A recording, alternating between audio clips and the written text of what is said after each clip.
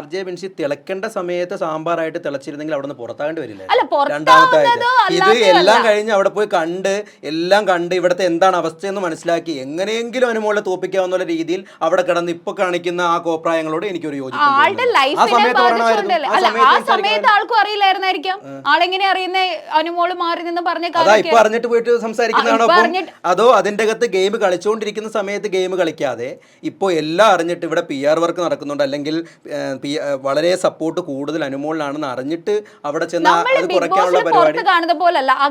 അകത്ത് കഴിഞ്ഞു കഴിഞ്ഞാൽ പുറത്ത് പോയി കഴിയുമ്പോഴാണ് മനസ്സിലാവുള്ളൂ അവരുടെ ലൈഫിൽ എന്തൊക്കെ ചേഞ്ചസ് വന്നത്. RJ ബിൻസിനെ എന്നെ സംബന്ധിച്ചിടത്തോളം എനിക്ക് തോന്നുന്നു ആളുകൾ നല്ല രീതിയിൽ ബാധിച്ചിട്ടുണ്ട് ഈ ഒരു കാര്യം. ഒന്ന് ആലോചിച്ച് നോക്കി, ഇപ്പൊ നമ്മൾ ജീവിക്കുന്നത് 2025-ലാണ്. ഇപ്പോഴും അനുമോളും കുറച്ചു നാൾ മുമ്പുള്ള എപ്പിസോഡിൽ പറഞ്ഞത് എന്താ, ആൾക്കൊരു കുടുംബമൊക്കെ ഉള്ളതല്ലേ, അപ്പാനീനെ പറ്റി ആൾക്കൊരു കുടുംബമൊക്കെ ഇല്ലേ. അപ്പൊ ബിൻസി ഇങ്ങനെ പോയിരിക്കുന്ന ആളുടെ കൂടെ ബിൻസി ഇരുന്നപ്പോ എന്തോ ക്ലിവേജ് കാണിച്ചിരുന്നു, അങ്ങനെ ഒരു സ്റ്റേറ്റ്മെന്റ് ആണ് പറഞ്ഞത്.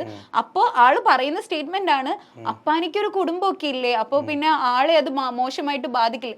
അങ്ങനത്തെ ഒരു സ്റ്റേറ്റ്മെന്റ് പറയുമ്പോൾ പുറമേ കാണുന്ന ആൾക്ക് എത്രയൊക്കെ പറഞ്ഞാലും അത് മോശമായിട്ട് ഈ പറയുന്ന ആളെ ബാധിക്കും. ഞാനൊരു കാര്യം ചോദിക്കട്ടെ, ഇത്തരത്തിൽ ഒരു അനുഭവം അവിടെ അനുമോൾ കണ്ടു, അല്ലെങ്കിൽ ഇത്തരത്തിലുള്ള ഒരു സംസാര രീതി അനുമോൾ കണ്ടു, അത് പറയണ്ട എന്നാണോ?